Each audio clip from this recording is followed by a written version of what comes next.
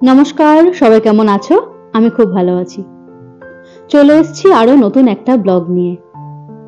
আর ভিডিওটা দেখে বুঝতেই পারছো যে কোথাও একটা যাচ্ছি। কিছুদিন আগে একটা ব্লগে আমি দেখিয়েছিলাম যে প্যাকিং করছি, কোথাও একটা যাব। আর তার উদ্দেশ্যেই আজকের আমাদের এই যাত্রা। চলেছি ওয়েস্ট বেঙ্গলের পথে, তবে বাই কার না, যাব বাই ফ্লাইটে। আর সেই কারণেই এয়ারপোর্টের উদ্দেশ্যে রওনা দেওয়া। আর এই হচ্ছে এয়ারপোর্টের গেট। ঢুকেই ব্যাগ চেকিং করে চলে এসেছি বোর্ডিং পাসের লাইনে। আর বোর্ডিং পাসের লাইন ছিল অনেকটাই লম্বা, মোটামুটি 40 মিনিট সময় লাগলো বোর্ডিং পাস নিতে।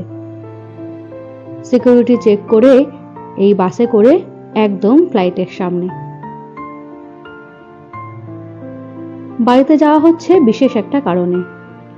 সুদর্শনেরই ছোটবেলার এক বন্ধু, যার নাম সৌরভ, তার বিয়ে। বহু প্রতীক্ষিত এই বিয়ের অনুষ্ঠানে যোগদান করতেই আজকের আমাদের এই যাত্রা।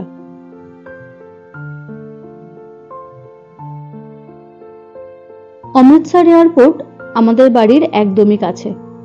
খুব বেশি হলে আমাদের বাড়ি থেকে সময় লাগে মাত্র 15 মিনিট। আমাদের ফ্লাইট টেক অফের টাইম ছিল বেলা 2টোর সময়। ঠিক 12টার সময় দুজনে খাওয়া দাওয়া করে বেরিয়ে পড়ি। সফর মোটামুটি ওই 2.5 ঘন্টার। 4:30 নাগাদ নেমে যাব। চলো কেবিন লাগেজে আমাদের কেবিন লাগেজগুলো উঠিয়ে যে যার জায়গায় বসে পড়ি।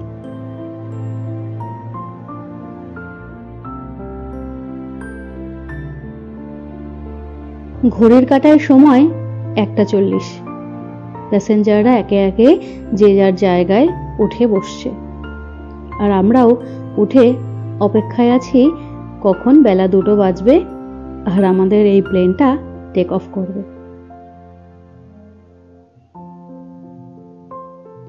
ঠিক 2টোর সময় প্লেন টেক অফ করে যায়। আর এই যে প্লেন থেকে অমৃতসরের ভিউটা ঠিক এরকম। এত বেশি কুয়াশা বা ঠান্ডার কারণে খুব একটা ক্লিয়ার না সবকিছু, কিন্তু তবুও এত উপর থেকে এই ছোট ছোট বাড়িঘরগুলো দেখতে কিন্তু দুর্দান্ত লাগে।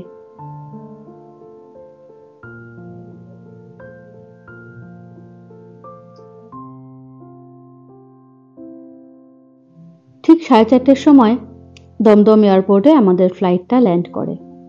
আর আমরাও ফ্লাইট থেকে বেরিয়ে চলেছি আমাদের লাগেজপত্র নেওয়ার উদ্দেশ্যে। লাগেজপত্র নিয়ে এবার যাব বাড়ি। এয়ারপোর্ট থেকে বেরিয়েই একটা প্রিপেড ট্যাক্সি বুক করে ঠিক সামনেই এই ওয়েলকাম টু কলকাতা লেখাটা দেখে, আর তার সাথে এই হলুদ ট্যাক্সি, যেন একটা নস্টালজিক ফিলিংস শুরু হয়ে গেছিল। এতদিন পর এই নিজেদের জায়গায় ফেরা, এ এক অন্য অনুভূতি। গাড়ির পেছনে ওয়েস্ট বেঙ্গলের নাম্বার। যারা আমাদের মতো বাইরে থাকো, এই ফিলিংসটা একমাত্র তারাই বুঝবে। প্রায় 2 বছর পর বাড়ি আসা, অতি পরিচিত নিজেদের এই জায়গা, নিজেদের মাতৃভূমি, এইগুলো দেখলে মনটা কার না ভালো হয়। চলো আস্তে আস্তে বাড়ির পথে যাওয়া যাক। বাড়িতেও সবাই অপেক্ষারত।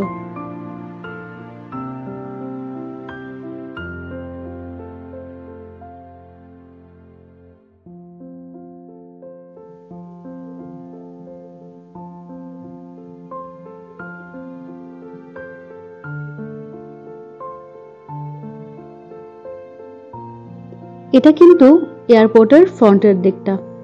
অ্যাকচুয়ালি এয়ারপোর্টের পেছন দিক দিয়ে বেরিয়ে গাড়িটা ঠিক এই রাস্তা দিয়েই বাইরের দিকে যাবে, তাই এয়ারপোর্টের সামনেটাও তোমাদের সাথে একটু তুলে ধরলাম।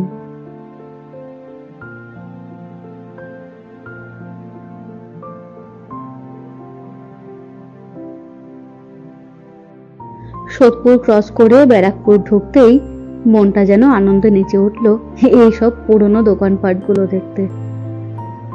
ছোটের দিনগুলোতে মাঝে মাঝেই কখনো শাশুড়ির সাথে বা কখনো সুদর্শনের সাথে এই সব দোকানপাটে হানা দিতাম। বহুদিন পর এই জিনিসগুলো দেখে, দোকানপাট রাস্তাঘাটগুলো দেখে মনটা কেমন একটা ইমোশনাল যেন হয়ে যায়। আর কিছুটা এগোতেই চোখে পড়লো দাদা বৌদির বিরিয়ানি, যেটা দেখে লোভ সামলানোটা একটু কষ্টকর ব্যাপার হয়ে যায়। এই দেখো, ঠিক দাদা বৌদির রেস্টুরেন্টের সামনে দিয়ে আমরা বেরিয়ে চললাম। আমার শ্বশুরবাড়ি ইছাপুর, ব্যারাকপুর থেকে মাত্র 15 মিনিটের রাস্তা। লাস্টবার যখন এসেছিলাম তখন এই ঘোষপাড়া রোডটা একদম খারাপ ছিল, এবারে এসে দেখি বেশ অনেকটাই পুরো ভালো করে দিয়েছে।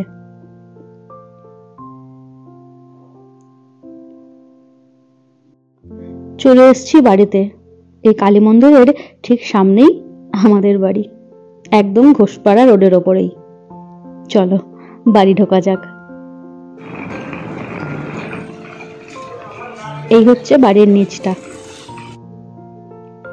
বাড়িতে ঢুকেই সুদর্শনের মাথায় আসলো, দাদা বৌদির দোকানের সামনে দিয়ে যখন আসলামই, চলো গিয়ে বিরিয়ানি খেয়ে আসি। ওদিকে আমার শাশুড়ি মা রুটি মাংস সব করে রেখে দিয়েছিলেন। সে আর রুটি মাংস কোথায় খাবে, তার মাথায় দাদা বৌদির বিরিয়ানি। 4 বছর হয়ে গেল আমরা বাইরে এসেছি, আর তবে থেকেই এই দাদা বৌদির বিরিয়ানিতে আর খাওয়া হয়নি। 4 বছর পর হঠাৎ করে ওই দাদা বৌদির রেস্টুরেন্টের সামনে দিয়ে যাওয়াতে যেন পুরনো ইচ্ছাটা আরো বেশি পরিমাণে চাগান দিয়ে উঠলো। আমি অতটা বিরিয়ানি লাভার নই, কিন্তু সুদর্শন বিরিয়ানি ভীষণ পছন্দ করে। সে কারণেই একটা গ্রিন স্যালাড আর তার সাথে 1 প্লেট মটন বিরিয়ানি অর্ডার করা হলো।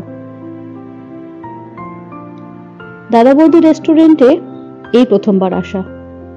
অনেকের ভিডিওতেই এই রেস্টুরেন্টের রিভিউ দেখেছি, আর সেই দেখেই ভাবলাম যে আমরা একটু রেস্টুরেন্টে বসে ট্রাই করি। আর দাদা বৌদিতে এসছি বিরিয়ানি খাবো অথচ তার রিভিউ দেবো না, তা কখনো হয়? তো রিভিউয়ের প্রসঙ্গেই বলি, কোয়ালিটি এবং কোয়ান্টিটি দুটোই কিন্তু অনেকটাই কমা বিগত 4 বছর আগের তুলনায়। হ্যাঁ, সব জিনিসের দাম বেড়েছে, বিরিয়ানির দামটাও বেড়েছে। লাস্ট যখন আমরা খেয়েছিলাম তখন ছিল 280 টাকা প্লেট, আর পরিমাণে অনেকটাই দিত। আর এখন পরিমাণ কিন্তু অনেকটাই কম আর দামটাও অনেকটাই বেশি। তো যাই হোক, আমাদের খুব একটা বেশি ভালো লাগেনি, 5 আউট অফ 10 দেওয়া যেতে পারে। তো যাই হোক, আজকের ভিডিওটা তাহলে এখানে শেষ করছি বিরিয়ানি খেতে খেতে। আর বাড়ির সবার জন্য প্যাক করে নেব, যেমনই হোক না কেন সবাই মিলেমিশে খাওয়াটার একটা আলাদাই মজা, যেহেতু এতদিন পর বাড়িতে এসেছি। তো চলো আজকের ভিডিওটা এখানেই শেষ করছি। যদি ভিডিওটা ভালো লেগে থাকে অবশ্যই লাইক কমেন্ট শেয়ার করবে, আর যারা নতুন আমার চ্যানেলটা দেখছো চ্যানেলটা সাবস্ক্রাইব করে আমার পাশে থাকো। আজকের মতো চলো।